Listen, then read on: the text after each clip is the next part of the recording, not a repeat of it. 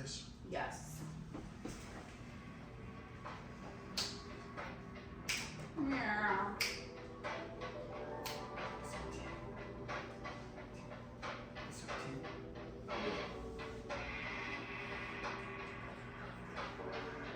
I've heard it out. Yeah. Whack. Mic check. 1 2 1 2. Welcome, ladies and gentlemen, to Been Around the Block podcast. We are on episode 10. This is Bradley Nemo Sparks. It's Christopher Hotbox Ross. Brittany Nicole Roberts. Brooks. Nice. Hey Brooks, my name's Wyatt Pitt. Hey, Wyatt. Hey. Today we have a very special guest. As you can see, we just said his name. Wyatt Pitt. Yeah, that's right. You got it right. Yes. That was really hard to pronounce. So, kind of like podcasting on a budget, because I mean, we are in your living room, Wyatt. We are, yeah. It's freshly mined too, so it's not quite as decorative as I'd hope for, but And I personally don't spend a whole lot of time out here unless we're doing shit like this. yeah. And Wyatt, I do want to thank you for, they don't know how much of a big importance of this podcast that you are, but you're also a big importance of my life. I appreciate that. You're a big importance I'm in my blushing. heart, too. I'm blushing. Me too. You guys' conversation is a little bit more R-rated. I don't know that that's true. Okay. Yeah. I like it. PG-13. Keep My going. bad. Yeah, that's What much do you want better. to do to each other? Like you were saying before the podcast started. Something about your cakes. I don't recall. I have no idea. I plead the fifth. I was waiting for that. 1, 2, 3, Nice. 4. How old are you, right? Did you say right? Oh my. Yeah. I'm just real country. That's about Right? Hang on, right? Riot, the Wyatt Pit. Wyatt the Riot Pitt. Yeah, There you go. yeah. I love it. I'll be 22 in a couple weeks. Holy shit. Yeah. Oh, is he the youngest person we've had on this? He's the youngest person we know. I'm pretty much the youngest person ever to room I step into. So, you got, how long do you have sober, Wyatt? 2.5 years. Going So, on 3. you got sober before you could legally drink. I've never had a legal drink. Wow. Yeah. That's good. Yeah. It's my favorite thing to tell people to. You know, it's super good. Like, I only wish I'd have gotten sober at that time. Yeah. You know? I do too, but you know, they say it takes what it takes, and I don't regret the past. No. Yeah, I mean, you can. Nothing. Do you wish you did more drugs and alcohol longer? No. Mostly because there towards the end I wanted to paint the ceiling with my brains every single morning, so not really. Say more. Like what? Like kill yourself? Yeah, pretty Okay. much. Yeah. I didn't want to live anymore. Unalive. Let's, Yeah, I mean, yeah, this yeah. isn't. That's more Wow. proper. Yeah, I want to unalive myself. Yeah. I think that's actually grammatically correct Yeah. as well. oh shit. Sure. Culture. So is this like questions or do I just go on the street? Well, We're gonna do both. Yeah, we just kind of, you know, we're gonna ask questions in the beginning just to kind of warm the audience up, but you will go into your story. Okay. Or you can just go into whatever. I'm just here for the ride, man. Fuck yeah. But I like to ask a random question, and it's not gonna be the same one. And then we also had the question from the last guest. Do you remember it? I do. What? You don't? See, no, I don't. That's why we got you though, Brittany. That's why. No, y'all were like, don't remember. Brittany, I want to explain something to us. We are the most, organized people you'll ever meet. And Get we shit actually done. got in trouble for not communicating earlier today. Yeah. We got our ass whooped. Would you imagine men don't know how to communicate to the woman? They can communicate to each other, not to the other. Well, I mean, we all understood in the group text. I'm so sorry to the That- whole woman community for all of you. Yes, And I just want to apologize for every single one of us. By that he means he's not Give gonna us a do moment. shit about Can we have a it, moment but of he's sorry. silence? You know, but okay, back to Wyatt, guys. The question now- was, Oh, the question was, have you ever ran in a marathon? I have not. No. I've done a 5K when I was in like 3rd grade. Isn't that a That- marathon? That's No. impressive. No, I did a 5K in like 30 minutes when I was 9 years old. That's very impressive. Yeah, and then Were I you quit adopted? running. No, No. no. I grew up. I have both parents in my life. They're still married actually, which is pretty uncommon these days. Yeah. In October, they will have been married for 23 years. Damn. Yeah. So, I was in the wedding. As a baby? No, I was in my mother. So, do you think that I'd like to still stay on family. Well, we still need to ask him the question. do you think you can beat Chaz Dawson in a race, In a foot race. in a foot race? How far? 100-yard dash. Maybe not 100, maybe 40 though. We got a sprinter in the house. Yeah, Okay. short distance is up better. I We're played gonna- baseball, so the most I ever had to run at one time was like 360 feet. We're gonna test your skills. We're gonna definitely test your skills. Do you, Obviously not. What are the outside people called? Outside people, Of the baseball? Outfield, audience. Yes. the outfield. Thank you. Outfielders? I played in the outfield. I Oh. played everywhere. so being as young as you are, do you find it like in the recovery rooms? Do you find yourself to be kind of an outcast? 'Cause it seems like, I mean, most people You get can't sober be in in their recovery. most, you know what I'm saying? Even- Yeah, like, you know, the old school guys will be like, you know, you need to go out and get you some more experience, you know. Oh, you mean just like when I step in a room and there's a bunch of crusty old dudes in there? I mean, yeah, like most people get sober literally in their 40s. Yeah. Well, no, I don't feel that way. Maybe a little bit initially, but then again, who I kind of started running around with were also younger cats in recovery, and so that kind of opened my eyes to, well, I might just find my crowd, and then in doing so, naturally, I think I like older people anyway. Yeah. So just with what they have to offer, all the experience, more days around the sun than I have. Yeah. You know what I So mean? you're wise. You're like an old soul. I have been called that before. Do you feel that? Yeah, sometimes. Do you listen to Barry White? No, I don't listen to Barry White. Would you like to? Come on. Come on. Let's get it on. So I'm still trying to circle back to the question Tara had. Oh, yeah. Come on, Brittany. You Oh, remember. Tara. Yeah, she had a question. Yeah, she had a question specifically for you. And you're going to be asked to give a question for Yes. And the you have next to guest. interpret it. I'm Oh. nervous. Remember? Did you explain to him who our next guest is? He knows. No, they're not supposed to know that. Oh, I do know. No, he doesn't. He does know, We are but not they're not adults. supposed to. That's I not the definitely point. don't know. Okay. He lives here. What do you want? What do you want? That's the question. Mm. Have you ever seen the movie The Notebook? I sent him that gif, and I was like, just a hint Yeah. for the podcast. He's like, I don't know what this fucking means. No, I did not swear. He didn't say fucking. I did not swear. I don't swear. He just felt like, bitch, you're stupid. I think he was born when the Notebook came out, I y'all. was confused. When did the Notebook come out? 2004? No, I I don't was know. 2. My sister was born that year. Yeah.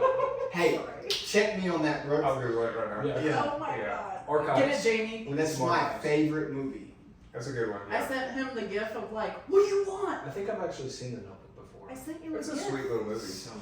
Oh, hey, So you were the gift. What do you want? that's what I sent him. That's 2004. Welcome, Chris. Yeah. My brain doesn't work the same way as everyone else's. It's pretty crazy because I started typing in "What do you want" in Google, and yeah, I can't multitask. So am I supposed to? She said she wants Reference. you to interpret it However you however. want. Yeah.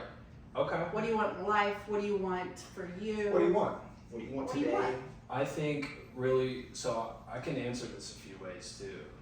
So just overall in life, kind of what I want is to be able to be there for anybody who needs help. Regardless of, because truth be told, I don't always want to help people, especially when it falls in my lap. But I've been shown that when I do, not only am I contributing to them getting well, but also it just makes me feel better. So always being there for somebody when they need me. And what I want in life is more so just like, I just want to be content. You know, I like that I can lay my head on the pillow and fall asleep. Yeah. And it has not always been that way. It's Would you good. say is content kind of like the peace, Yeah, peace of like, mind, just okay. being Yeah, able just to, okay. You I know? know your situation. I don't need to be great all the time. yeah. I've chased that and that hurts. Did you achieve? No. Oh. I mean, it's still life. It's never always great. I've talked to people. I meant Yeah. to achieve greatness in any of the things. I don't know your life at all, so I'm just. Hey, let's get into that. Okay. That's Yeah. a good segue. Yeah. Okay. Love it. So as we kind of talked about a little bit earlier, I came from a 2-parent household. I went to public schools. I was involved in baseball, and you know, I pretty much had everything I needed and most of the stuff that I wanted. But I had most of the stuff most kids would want, but it never was really enough for me, and just kind of always feeling.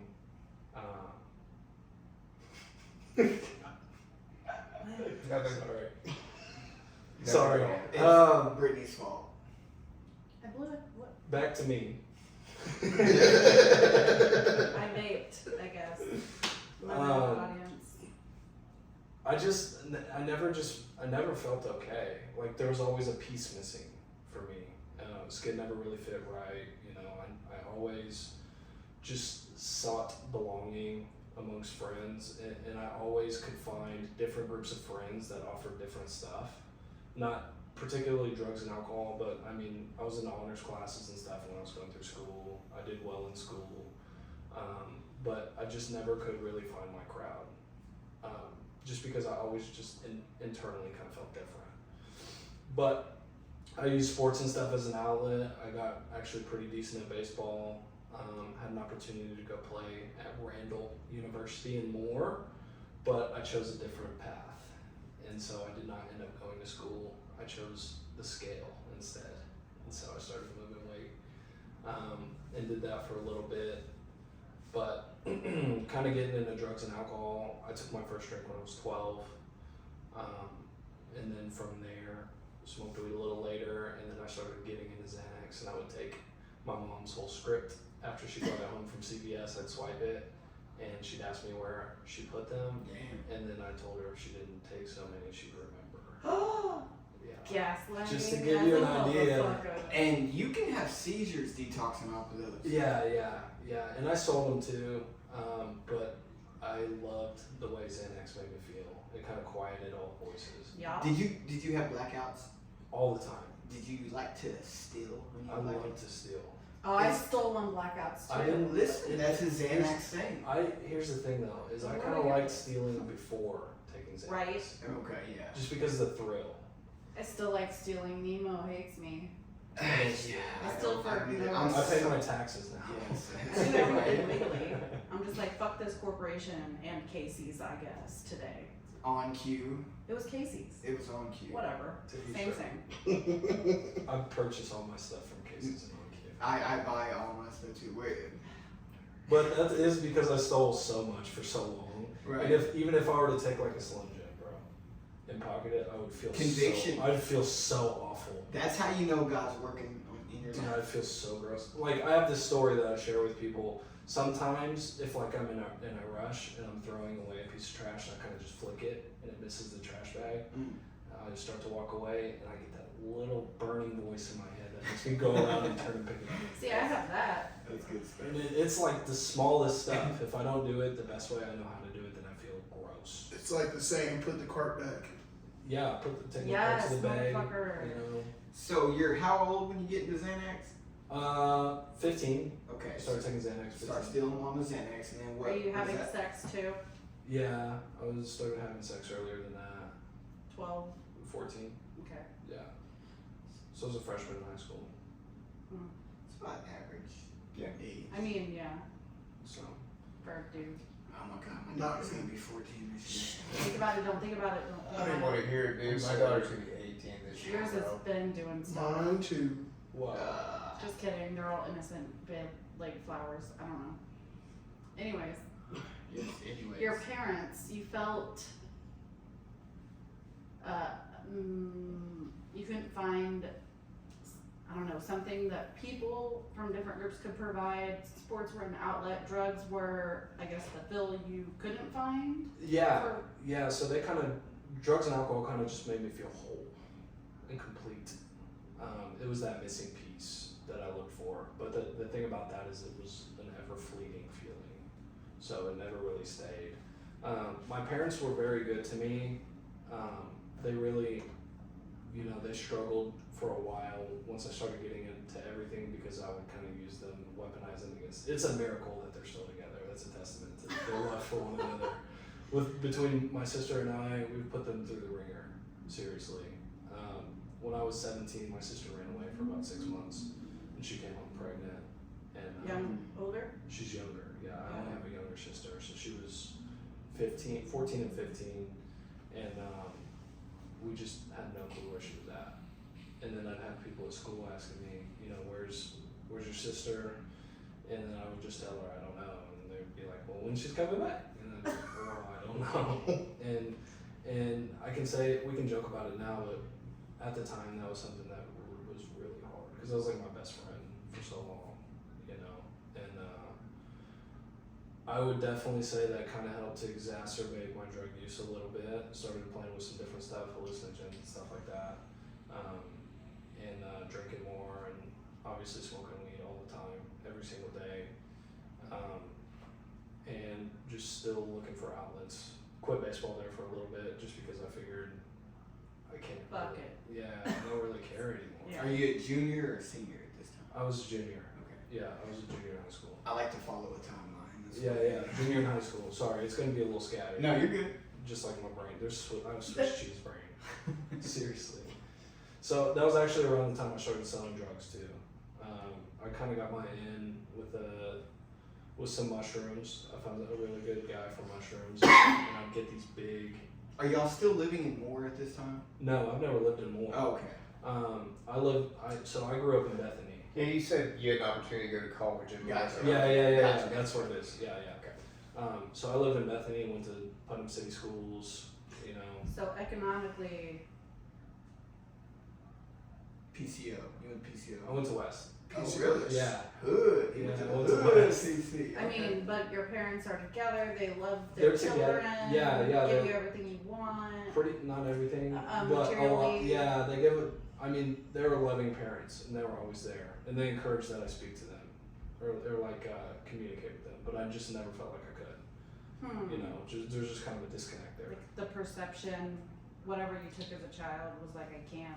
Well, I just didn't want to get in trouble, and I was still living with them, and I knew anything that I was up to that I could talk to them about would get me in trouble. So, I grew up kind of with the fear of that. My parents weren't incredibly strict, but there were times like I had my windows screwed shut and the security system installed, not to keep people out, but to keep us not running because I stuck out a lot. I stuck out a lot. I stole their cars a lot. I wrecked their car one time. So I like to steal stuff. So what happened with the story with you wrecking the car? Can we get into that a little bit? Yeah, which one? The one. Which time? Which car? Uh, Okay, we got a few here. So let's start with when I wrecked my dad's car. I was a junior in high school, and I took his CRV. And if you know me, you know I drive a CRV. So it's kind of an awesome story. I Have took you let him borrow it? No. Okay. This was his CRV. No, I know. Have you let him borrow yours? No. Okay. No. I don't know. Nobody's driven my car. Yeah. It's just me. But I drove my parents' cars a lot. And I had this girlfriend junior year, and she lived honestly close enough that I'd sneak out every night and kind of walk over there. But one late night, early morning, I decided I was going to drive. So I took the keys off the hook, and then I snuck out, and I dropped my dab pen in the floor. So I went to go pick it up. And when I looked up, I hit the neighbor's car. So I ran into the neighbor's car. How far did you make it? A He house just kept over. going. I made it to the house. House over. And the undercarriage, like the plastic was hanging off. So I looked in the back and there was actually like some pruners for landscaping. So I cut the rest of it off and I drove down to the park at the end of the street and threw the undercarriage, like the plastic part. And then just went to your own. Yeah, exactly. Yeah, Do we they didn't know bring it about back. Do they know about that? Yeah, because the next morning the police showed up. Mm. And As they would. and the neighbors were like, "Oh my God, they hit your car too." But the way things were parked, so the CRV's right here, their neighbor's car's in the street right here. The front end on the driver's side of the CRV was hit, along with the front end of the neighbor's car.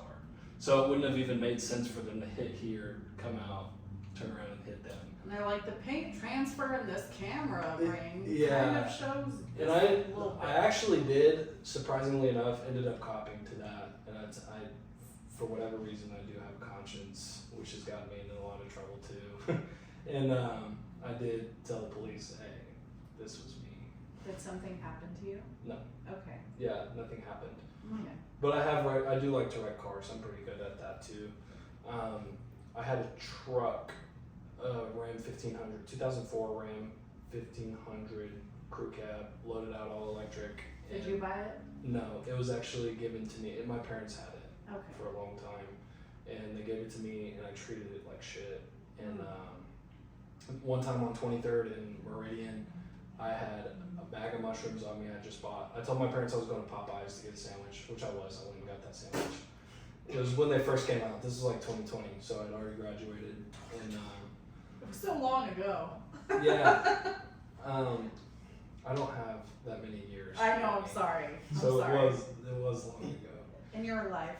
Hey, that just means you're gonna have more years doing the right thing. Man, I sure hope so. Popeyes. I sure hope so. Yeah. So I got my Popeye sandwich, and I had 2 zips of mushrooms in the truck with me, and I pulled out, and I got T-boned by a lady, and 23rd right there is nasty. it's you know like where Dee and stuff is Yeah, over there. I was yeah, pulling yeah. out of right there, Yeah. and it got wild. Were you getting a wig? No, Oh, no, I have been in beauty shops before though. as. Dee is a discount store. Dee is like Oh. Ross, not as nice version of Ross. That was It's a like- weird store. It's like Tops and All thing Bottoms. is CC's. Yeah. Oh, Tops and Bottoms is CC's actually is right next pizza. door. No, CEE. Oh, I don't know. It's hair. No, just See, go away. DD's is like the better version of Tops and Bottoms, and they're actually right next door to each other. Yeah, Dee is like a tier below Ross. I'm gonna go there. Yeah, Let's go. it is below Ross. Yeah. Ross TJ got Maxx too is above expensive. Ross. Yeah. There's a Burlington hierarchy Factory. there. Hey, those are my stores though, man. I love them. I didn't get popped with those mushrooms though. I don't know how. I was so scared. Maybe that's what sold it. Was like I was actually scared because I just got T-boned. So you never really faced any like Law. criminal Oh, I did. consequences? I did the second time I wrecked my truck. I got it fixed and then I wrecked it. Actually trying to take my life. No. Yeah, and that's an interesting story too. Let's go So into it. yeah, at this point, I mean, was it drugs? Was it a girl? Was it? Yeah, kind of All the both. above? Yeah, I was in a really toxic relationship, and you know, I was on a bunch of drugs. I was doing amphetamines daily, all the time. Super emaciated. I was like 100. Amphetamines or methamphetamines? Amphetamines. Okay, Yeah. so you were like So, like, smoking Adderall. No, so I was doing a lot of Molly. A lot of Molly. Okay. I was So doing is like Molly considered an amphetamine? Yes. yeah. Yes. If it, That's what you would say you're doing though? well, Or would you say I'm on ecstasy? Well, ecstasy and Molly are 2 different things. Yeah. Right. Molly is MDMA. Yeah. Right. Ecstasy is also MDMA, but Molly is It was looks a rock. like It was a rock. It was rocked up. Yeah. it was Trying to it was paint crack. a picture for me. We just It call looks like Molly. crystal meth. I don't know what they look like, my guy. Ever except seen so Crystal? meth is kind of Never shardy. seen the drugs. Meth is Except shardy. on Molly's more intervention rocked formula. up, but not like a crack rock. I'm saying like chemical compound. I You're don't saying know. amphetamine, but it was ecstasy. I'm not a scientist. MDMA. And never mind. Anyway, I was eating about a gram of Molly a day, so I was severely. For 100 140 pounds, which I was right on- now you're what? like 200. Damn. So I'll show pictures after. 140? Yeah. And how tall are you? Like 5'11" ish. Oh, That's. you look bigger. Uh, You look taller. I mean, people that are 5'11" look tall when you're Oh. short. I don't know. I'm looking up the fact too. So. yeah, so it was the girl, it was the drugs, it was everything. I just got kicked out of my parents' house because they caught me selling drugs in it. And I had a nephew at the time who was about 18 months old, and he had access to reach everything, you know. And so I got into, this was probably about midnight on a Tuesday in Bethany around 50th and Rockwell area. And so it's pretty dead around this time. Yeah. It's in July, it's pretty dead. Cops everywhere though. And so I saw some leading up to this, you know, I was really high on acid. I took in way too much, and the people I was with, I kind of saw, and it sounds so fake, but I swear it felt very real. I saw kind of their eyes get bigger, their eyebrows started pointing down, and they had this, you know the animated version of the Grinch, the smile that crept over their face on real people, and so it was terrifying. Were you sleeping? No, it was on LSD. He was hallucinating. Have you ever seen the movie Smile? Yes, it was kind of like that. Yeah, He's like, yeah, totally relates. it was. Yeah, it kind of was like it was. That is terrifying. creepy as fuck, actually. When you see it on a real person in front of you, it's terrifying. And so at that point, I just said, God, you know, make it stop. I meant take me off this earth. I'm done with this. I can't go anymore. And so I got in the truck. I started driving, and I saw some headlights, and I was like, okay, that's how I'm gonna go. I'm gonna do about 50, no seatbelt on, and then the second pair of lights, I swerved into them, and it wasn't quite a head-on collision because they veered off a little bit, but then after impact, this woman starts screaming, and she's just screaming in agony, and I get out, and at the time, my best friend's girlfriend is the one I got in a collision with. I just met her like a few weeks prior. Wow. On a dead night in Bethany, Oklahoma. And then my best friend was tailing her for whatever reason, and he popped out and he was like, what the fuck?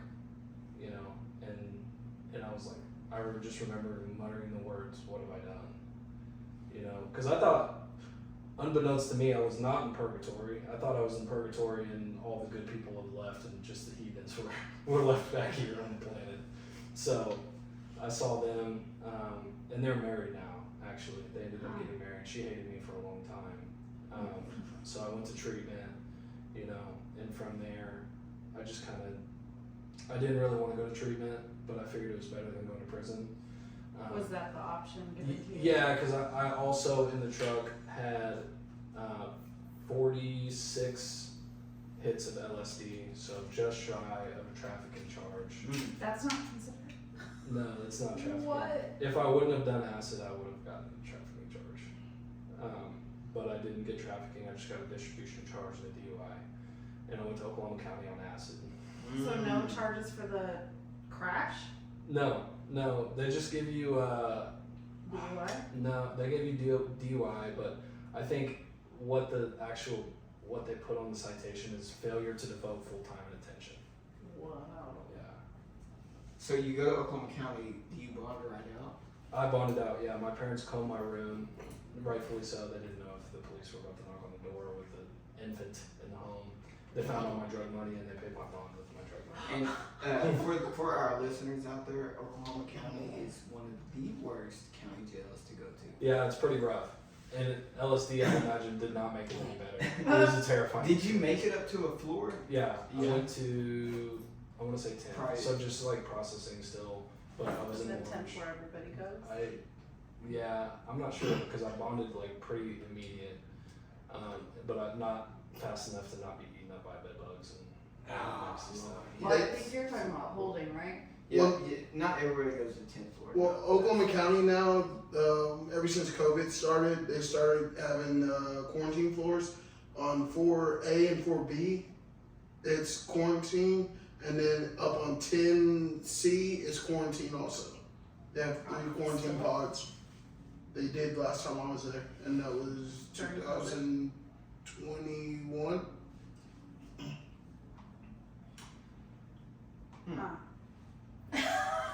It was my first experience, and hopefully my So you've been last. to jail one time. One time for about Lord. 22 hours. So Isn't it enough though? It really to teach is. y'all a lesson. to make it look good with the judge, you're like, hey, I'm gonna go to rehab. I'm gonna go to rehab. What rehab do you go to? I went to Country Road Recovery Center Shout out. in Tecumseh, Oklahoma Yeah. for 90 days, and I stayed all Oh, it's 90. in Tecumseh? Do you guys like go out to the river and do the beauty of nature? And No. stuff like that? No, actually, they do some pretty cool stuff now called experiential therapy. They basically take them on hikes and stuff, take them to ponds, like Okay. bonfires. It's actually That's pretty good. cool. So how long were you there before you were like, man, this recovery thing might be good? It Where took did me that about work? 45 days. So about halfway through, I Okay. realized, and I looked around and I was like, I never want to come back to a place like this. Like, it's not a bad spot or anything. It's actually very nice from what I've seen comparatively.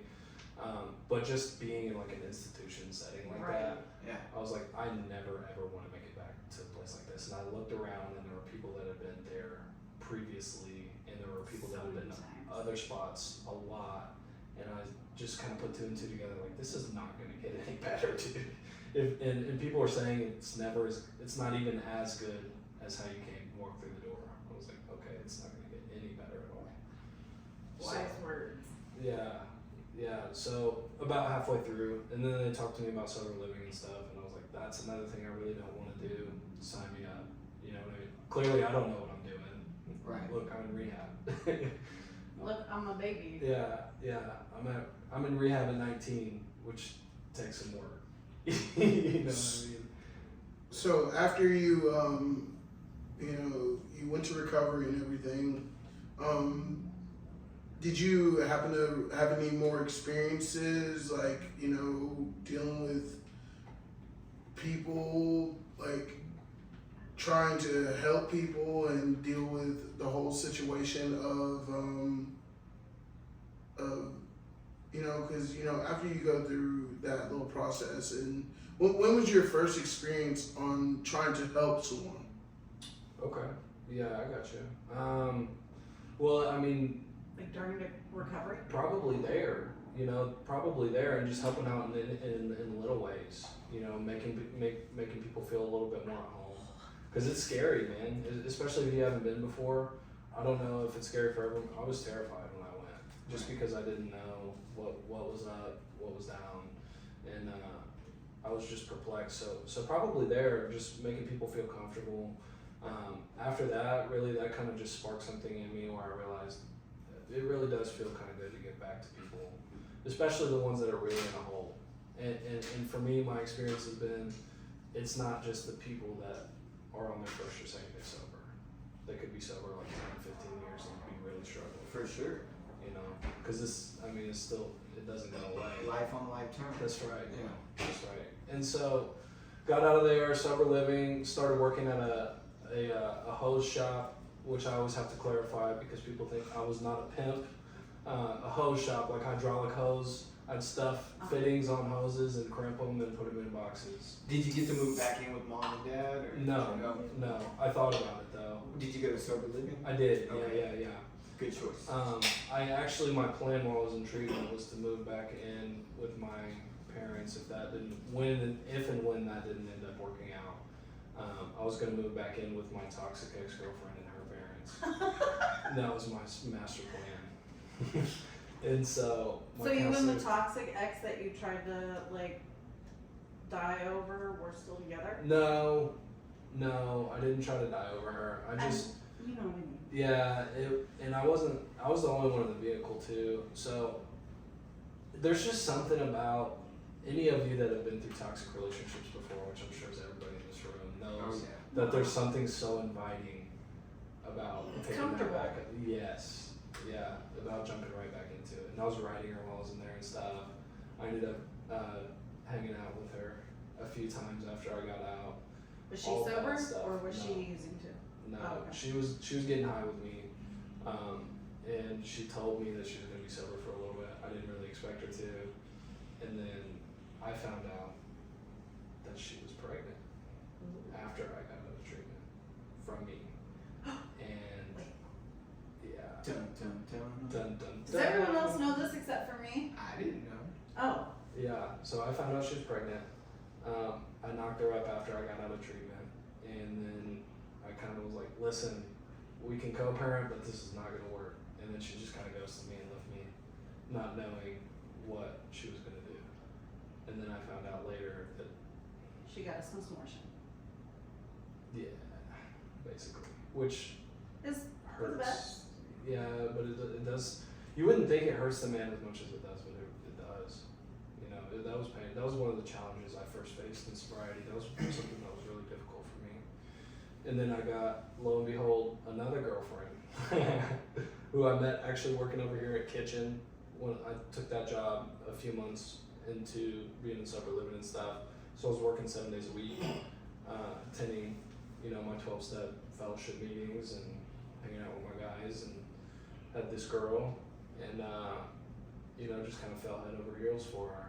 And somewhere along the line, I ended up quitting Kitchen and walking out of my host shop job. And so I was unemployed, didn't have a car, had a girlfriend. She was basically kind of supporting me, still paying my rent at the sober house, but she ended up just saying, okay, well, I can't do this anymore. And so She broke up with you. yeah, Damn. which usually it does not happen that way. Usually I break up with Heartbreak. yeah. Now you're dealing with She's heartbreak. like, look, you let your everything go, and now you're Well, she didn't. parasiting on. Well, she never even said the words. But looking back, I can see that's definitely what was. Did you cry? Yeah, bro, I was bawling. Yeah. And I also had a Men friend cry. at that time who had overdosed. So I was going through that double whammy. and then I ended up getting a job opportunity at Country Road, which is the rehab I went to, and I started that, and I was still kind of beat up over everything, of course. And I found out a couple months later, she just hit me up and said, hey, we need to talk. The most recent girlfriend said, hey, we need to talk. I was like, all right, well, call me. Don't just text me that. Like, my heart's racing right now. Right. And so she was like, basically just ended up telling me that she had a miscarriage. Oh. So I got hit with those, the Did three she piece. know? Is that why she broke up with you, or? I don't know if she knew at the time. I never have really gotten into that with her.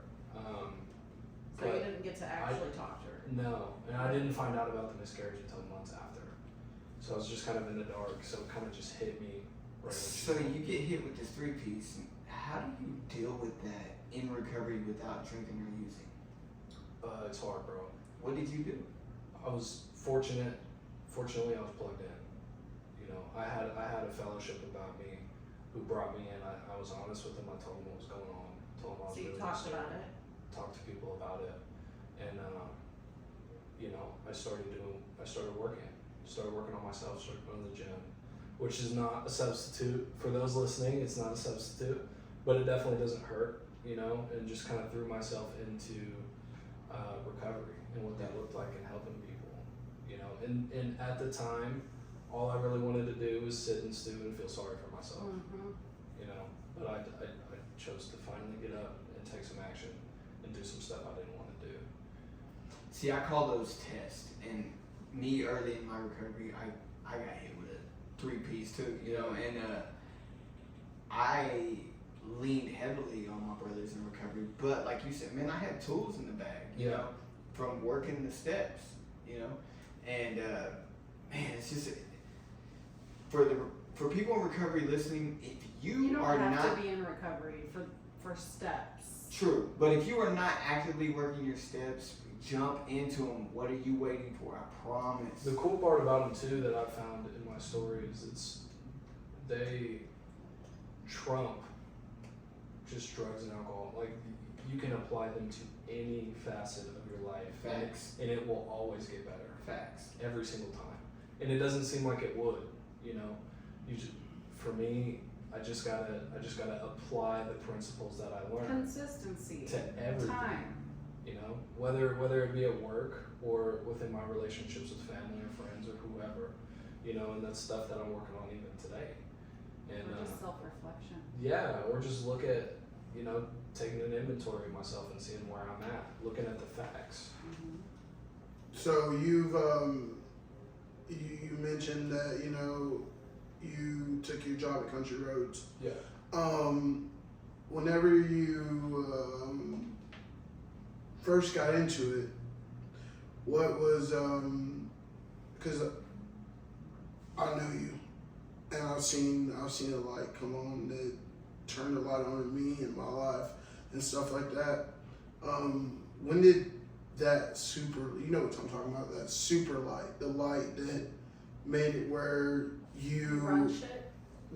no, it made him take that. He was always doing good. It just made him take that next fucking step that just The level. pushed him over. He's always on this level up now. It's never. I've not seen you plateau. I've seen you build and build and build and build, and you know, I really don't get influenced by people that are younger than me, which is very rare. But you're one of those people that I've met in recovery, and I see you continuously building. So what kept you? I mean, what pushed you to that next level to continue building? Well, first, I appreciate your kind words. And I don't know, man. I think for me, what it always ends up having to happen is I have to face some hardship Yep. before I get into wanting to do anything differently. Pain brings Dude, motivation. and that's what I need. I need to hurt. The uncomfortability. Same. If I don't hurt, I will not learn. And That's how the brain works. And so that I think that's what it's truly what's done it, and I think just a big part of it too is the consistency, doing stuff when I don't want to, and just being hungry. Yes, And- hungry. and not always looking for ways to improve. Yeah. You know, because I'm not ever gonna have. It's never gonna be exactly how I want it to be, and that's a good thing. Loving myself where I'm at, and still wanting more. You know. Wise words from Sushi. So, Tater tot. in your recovery, what part humbled you the most? Everything I've heard so far. Yeah, I mean, are you asking about just generally? Just in general, like what kind of made you? Because I know you're not a judgmental person. I know that personally myself. What? Yes, an ego. Yeah, well, we both have egos. Yeah. Everyone has He's like the younger version of me. That's like We're twins. we've literally talked. When we first met each other, it's like one of the things we talked about. Couldn't stop touching each other. We like trying to break people down to where they feel this small. Yeah, It's a bad Chris, trait. you and I have talked, especially early on. We talked about how we like to talk shit. You know, and we do. We like to stir the pot, and it's never in a It's fun. judgmental way. It's just, you know. Cracking the shit. It's like trying to figure out where a person really is. And y'all both work at Country Roads, huh? Yeah. Now Yes, they we do do. together. Do y'all see each other all day? All the time. All day. All I actually the talk to time. him probably more than I talk to a lot of people that work there. I love seeing Chris, but I never act like it. And I'm blessed, and man, seeing the people who push me to that next level, and seeing that, you know, I have my down days. I know he has down days, but when you see that person, it's like, you know, like that Budweiser commercial, like, what? That's what I feel when I see him. The You cool know, you part- gotta say nothing. I mean, not to plug Country Road again, but Please do it again. The cool part that I really enjoy about work is that almost everybody's in recovery there. You know, so everybody gets it. Even when you're having hard days, they see it, they acknowledge it, they ask what they can do for you, or they'll just give you space if that's what you need. You know, Oh, nice. and that's like, it's unlike any other place I've ever worked, because it's based in solution. You know, Yeah. but to answer your question about kind of what tore me down and humbled me the most, I think really just learning that, more so accepting that I couldn't do it by myself. You know, that was probably the hardest bite to swallow. Because for me, I'm pretty strong-willed, and if I put my mind to something, I can get it done. But this was just one thing I couldn't leg. You know, Mhm. Powerless. that's it. powerless is like it's hard. Like reaching out to somebody and asking for help has been one of the toughest things I've ever had to deal with, and I still have issues with it to this day. I talk to these guys whenever I do have like a little issue, and that's a hard step for somebody your age. Yeah. Well, Any I age. wanna trot back to my story real quick. Let's do Yeah. this. So I got into that wreck with that girl, right? And so I started to get plugged in, like I was talking about, and going to the places I said I would be, doing that consistently over and over and over. And what we don't realize when we get sober, for me, I didn't realize this, I don't want to speak for everybody, is people watch us, especially early on. People watched me, and I didn't know. I always had this idea, this grandiose idea that everybody's looking at me, but it wasn't like that. You know, Right. it's like people are watching to see what I'm gonna do, and you know, I got into this line of work and stuff, and my buddy reached out to me, my buddy at the time, and he reached out to me and said, "Hey, dude, my mom's really struggling with this. I don't know what to do." You know, he called me. He was like, "She's really struggling with drugs, and I don't know where to go." I said, "Well, rest assured, we're gonna take care of her."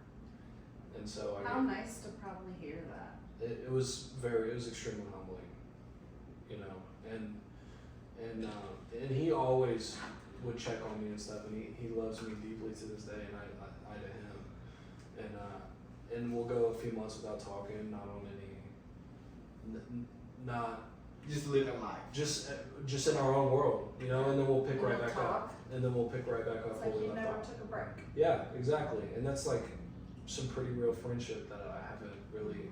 I've experienced it only after getting sober, you know.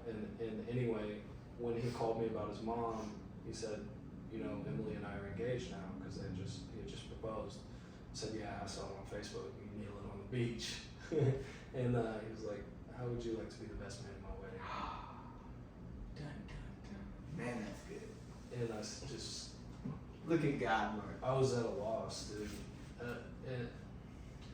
And I'll tell you, the ego works both ways because I didn't feel worthy of accepting that. But I did. I told him I was honored. You know, and I went, and I was the best man at his wedding. I had a fun time, bachelor party. All the boys are drinking. I'm just cracking bones. We're getting loose. I'm sipping Topo Chicos and playing dominoes, and of course talking shit. You know, and just having a good time. And How do you have a good time sober?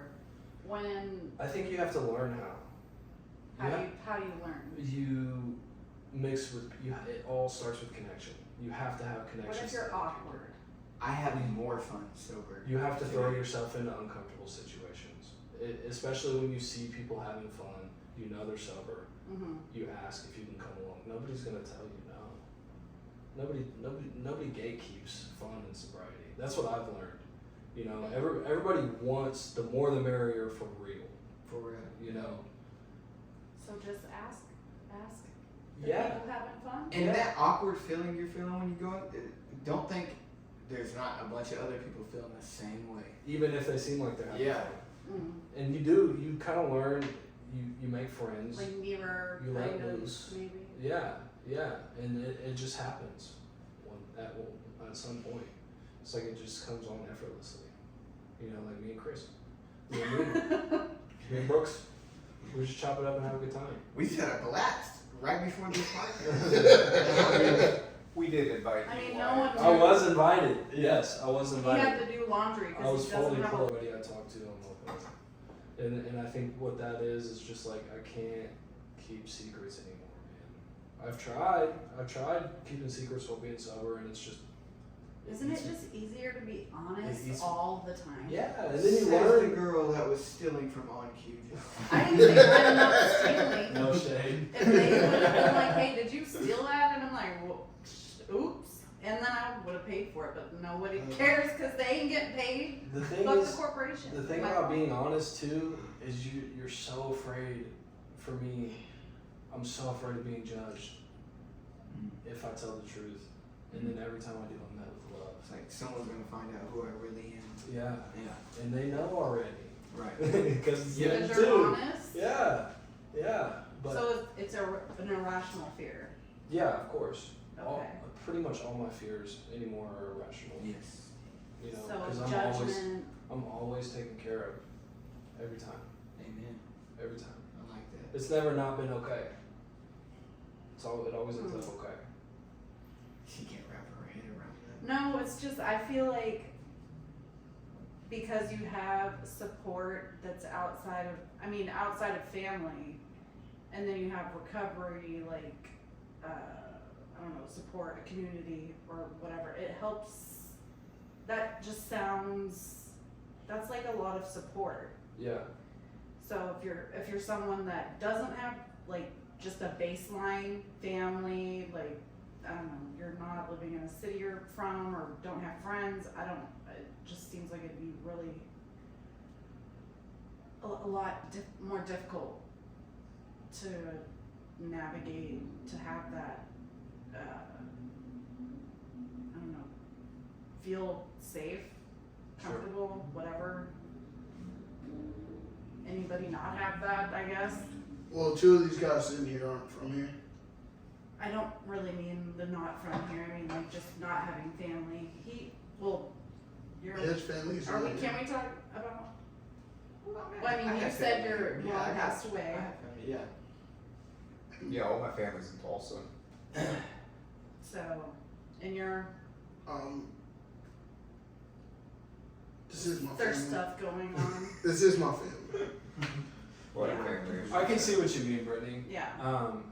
And I can imagine, and I'll say this, that before getting sober, having been here and having had family still, I've never been more alone. Yes. And I will say, Yeah. Boom. I will say too that anytime I needed anything and I picked up the phone to call somebody, nobody answered. And now I get irritated. Right? That's so real. Hey, when Kevin Gates said, sick and tired of my phone ringing, man, I feel that. Yeah, and I work in admissions at the rehab too, so it's all the time. And don't get me wrong, I'm grateful to do it, but sometimes that phone gets real heavy and hard to pick up. People need help. They do, 24 hours a day. Admission, please. Yes. Mr. Sir. Yeah. I just had a guy from Detox call right before this podcast. Yeah. I have a question for everybody. And I don't know, Brooks hasn't talked about it, so I don't know if he does, but I'll ask anyways. You sponsor people. How many sponsees do you have? It kind of just depends on how many are Right calling now. me. Well, Depends on how many people Yeah. are calling you? yeah, and I say that just because it's a very fleeting. Fluctuate. Look, you can have 10 sponsees and only 2 of them are doing the work. Yeah. Yeah. So, I mean, like, Right, I got a solid one right now. Solid one? Yeah, yeah. Okay. just Chris? one that's active. I have about 4 that work really hard at the program, and I got another 6 that are iffy. Jesus Christ. I'm pretty busy. All I have is 1. And because I'm at a point in my life now to where if I can't give you the time, I'm not going to tell you yes. It's a because- disservice. Yeah. Yeah. I won't do that to you. Take less, Chris. Take less. 10 is a lot. I try to give them as much time as I would like people to give to me. Yeah. My sponsor, he's one person that if he can't talk to me at the moment, he'll figure out some time to make some time for me. And I Right. would do my sponsees. Okay. Do you sponsor? So the last sponsee that I had actually call me was on Christmas. So, but I've had like 4 or 5 guys I've sponsored that, again, Life got once good. it gets to a certain step, Life got good. and then they all of a sudden they don't want to do the work. Yeah. That's just, and I'm not gonna 12 stomp anybody. No, 12 stop. Yeah, That's there's, funny. there's no way I'm gonna do that. I will say too, It's on you. you know? I encourage sponsorship 100%. You know, that's the only reason I'm at where I'm at right now. It's definitely played a key role in my life, but I don't want what I'm about to say. I wanted to preface that with what I'm about to say, which is Don't feel. it doesn't need to just be sponsorship to help people. Yeah. There's so many other ways. There's a slew of ways to help people. For sure. And so I think a lot of people get confused, and you don't have to feel scared. Say you're on day 3, you know, you don't feel like you can sponsor, you probably shouldn't sponsor. Right. But you can definitely still go out of your way to help people. That's been the only thing I've found that quiets the noise a little bit. Yes. What's y'all opinion? What's y'all opinion on? Because I don't know about. I don't know. This isn't my area. You're learning. I'm learning. I'm about to learn more. So the sponsorship, I assume that's not something you have to do in recovery with the steps, or do you have to? You don't sponsor? have to do anything. I mean, It's all sure, it's suggested. like yes, you should, Well, but it's, ref- for me, what it is like everything's contingent upon the question of how free do I want to be. Boom. And so, if I take that question and apply that, yes, I prefer to sponsor people because it helps me. And a guy had said Right. the other day, he said, you know, you hear a lot in recovery that you have to give it away to keep it. And he says, I've heard that so he many says times. no. He says, I think it's you have to give it away to get it. Yeah. And I really That makes love that. I love that. So it's like I can go through these steps and my life can be really great, but you rise to a new level when you give it away. When you Facts. when you give that same thing that was given to you, man, and especially the fifth step, when you have someone unload their fourth step on you in the fifth step, and you just, man, it's powerful. And they're terrified, and you tell them Yes. that you love them anyway, Yes. and they cry. You ever gotten that? You ever Yeah. gotten Oh tears? yeah. Bro, the tears is crazy. I did. It's such an intimate moment with another man. I'm like, I love this, I you know? mean, there's got to be some shit they've never even said out loud to themselves. Yeah. The whole list. And now that holds no power over them because And- they I mean, totally. it's not supposed And to. as you were saying, like, you gotta give it away to keep it. That's very, very, like, I worked, working on a 12-step program, and I was working my steps and everything, but I didn't really get the opening of, like, what did I have now until I started figuring out service work. Come on. Yeah. And not just service work, you can do other things. You don't have to be the guy. Service work is like a big umbrella. Yeah, and it's helped me open up to things like this and things of like meeting people like Nemo. I met Nemo one day and I was like, "Hey, what's up, dude?" He was like, "What's up, man?" I was like, "Yeah." Dude, I've moved so many people's houses since getting sober. Well, you're young. Seriously. Your body should be used Yeah, for that. and I always have a minimum requirement of feed me. Some pizza. Yeah, Better. That's Yeah. legit. Give me some Red Bulls and some pizza, and we'll pack Red this Bulls deal and up. pizza. Learn how. You actually sew moved my and- house, didn't you? I don't think I moved your house. I moved Terry and Cassie though. Oh, I helped with that one. Yeah, that was a fun one. Do you have a take on the Service work thing? no, like the sponsors, like having to be a sponsor since I guess the last person So I like called with was my a current job, I work with everybody's in recovery, so it's kind of the same thing. I So mentor. it's kind of in there and It's in that same wheelhouse, kind of. So I've got, yeah, kind of. I get a lot of people that not only are trying to figure out the job, but they're trying to navigate being sober. Some of the guys come straight out of prison, straight sounds from more rehab, stuff like complicated. that. I It need to is. know how to do this job and live life. Yeah, Help me, basically, brother. yeah. Okay. And That makes sense. so. Okay. Just asking about this stuff. So you work. Well, you have I have 4 you have jobs. 7 jobs. 4 jobs. you don't get tired. 2 of them, right, are So mine's social media, 4 sober living houses that I'm the director of, barbering oh yeah, and construction. weathering, right? Weathering? Barbering. Weatherproofing. Weatherproofing. Waterproofing. Waterproofing. Waterproofing. Chris, jobs. I work in recovery, and I With also Wyatt? yes, with Doing? Wyatt. I am a therapeutic assistant. I do things from Is that like a PRSS? I'm working towards that. Oh, so it's a before. He's like, I'm really the janitor. Not exactly. I really solve all the math problems on the board and I'm not Lincoln. Not exactly. I'm Solve just, them, I just kind of see the answers. I pretty much deal with people and help them navigate themselves through the program. I guess that's what You you'd say. definitely have the most interaction with Okay. the people. He's like a social worker of the. No, not a social worker per That's se. why I did quote. No, because he's Be like more like ground troops. hey, kind of like a CO, really. If you Yeah. really think Hey, about it. Yeah. I gotta ask, when you went back to work after we did that video, Chuck E. D's and Black Eye video, Oh my lord. what'd your coworkers say? I gotta hear. Well, I think a few of them, the video I did a few Chuck weeks E. ago. D's? Yeah. A few The people, Eminem Yeah. cover? Yeah. the people were watching it and they're Bro, it hit. What did It they hit say? good. It hit. They said it was a good video. They said that we When need did they Okay. start calling it black eye? They want more. They were like black eye. Yeah, it's Black Eye, not Black. I had like 4 people that don't ever talk to me at work. Like, hey, Ah!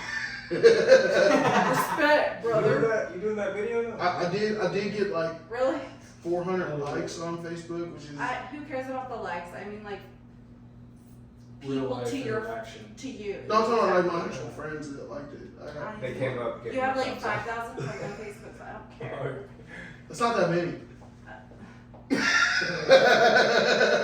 I have like 150. That's who you let in. I know. I like privacy, and now all your friends are like, "Hey, I'm in prison. What's up?" See, I'm like, "Leave me Speaking alone." of that, okay, so the other podcast mentioned something about a prison dating service. Is that something that can be? Is there Wow. like a prison dating app? The bitches Okay, don't know toilet. about it. There's a The bitch prison don't know. dating thing that you Yeah, can tell me do. about it. I'm just Okay. wondering. Okay. There is a thing your family can sign you up for. I didn't do this How do you know about this? He was because I was in prison. I did. And he's Well, the you CEO done just of made the- sign up. I've been down 3 times. I didn't know about this. He's Well- the CEO of the people. No. We don't do that where I'm at. Hell no. What do you? I will bust I'm you. not getting it. The thing is like where I was at. It was like I was What in. is the service? It is Prison it's That not a you prison know of. service. It's a Dating it's a website. And you write letters and you have your families Like a pen pal. yeah, it's like a pen pal. And you go Basically, dudes in prison find bitches that are like, What's the hey, name of the service? there's not. a I don't know the service. name of the It's been service. It's been in service since prison began. No, wait, I've never known They that. probably utilized it. It's not a real Prison's app. been around for a long time. Prison's Yeah, been since the around. beginning thousands. of America. Pen pals. Before that's a little America. different when you're talking about prison. Hey, Jesus went to prison. It's what keeps America going too. It is. Yeah. Slavery industrial complex. Woo. Well, actually, when you're in prison, most of the time, it's very now in the state of Oklahoma, you don't have to work in prison. You used to whenever I first got to prison, and now you don't have to.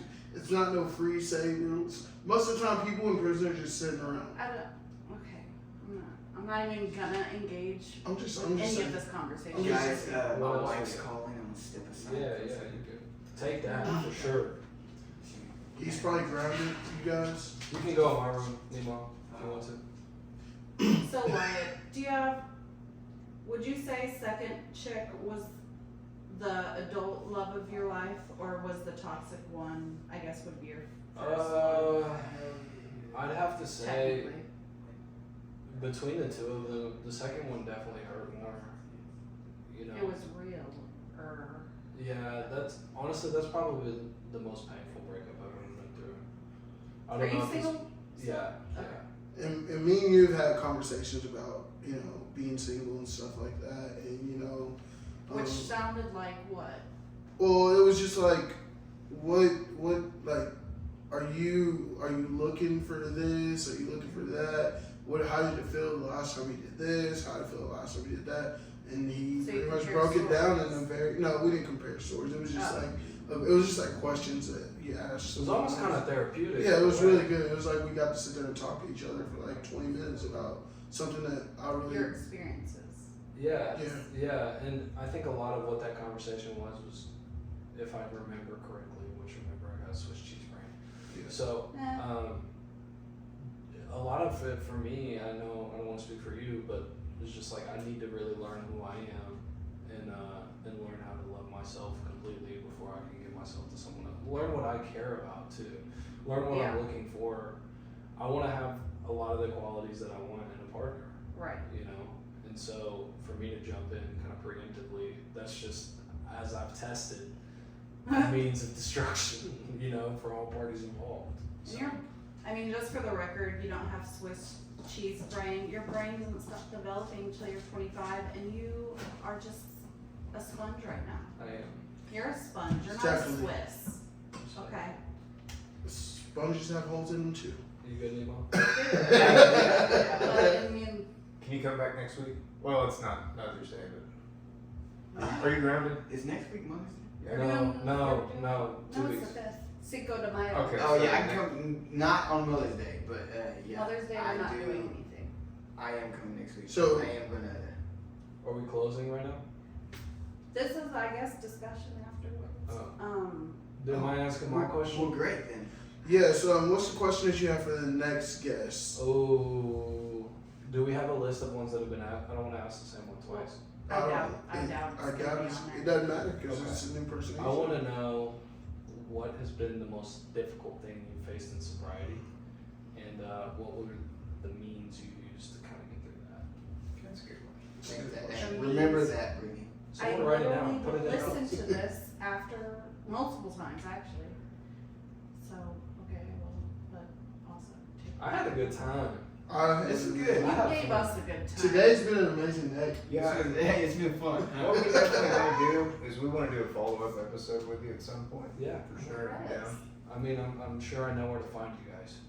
You just know where to find me. We'll come next week and. And I always get something out of every person that's here, and that's why I love doing this. And Yeah. I mean, even as young as you are, bro, I'm gonna walk away with something. I love that. I love how I see you and I bullshit kind of with you every time I speak to you. It's kind of, we talk shit to each other, Yeah. like mostly me. I feel like you're more of a normal person now. I wouldn't say that. You're more of not normal. Normal isn't real. So. I have layers like everybody Of else. course you have know? layers, but I didn't know them. Layers I got to my some sponge. layer today. Yeah. It was a nice layer. Yeah. And we're not, don't bleep that one part out about the chocolate milk. We're gonna cut I have it written down. that. Is that what you went and ran and did? My boy, come on. Ah, you guys. Wyatt, I'm super proud of you for your progression in life. I'm proud of you too. And I want you to know that you inspire hundreds of people. And hopefully you inspired thousands of people from what they've heard from you today. So share it. So I will share. I'm Share it. definitely going to share No, I'm it. telling you. I'll share it on Facebook.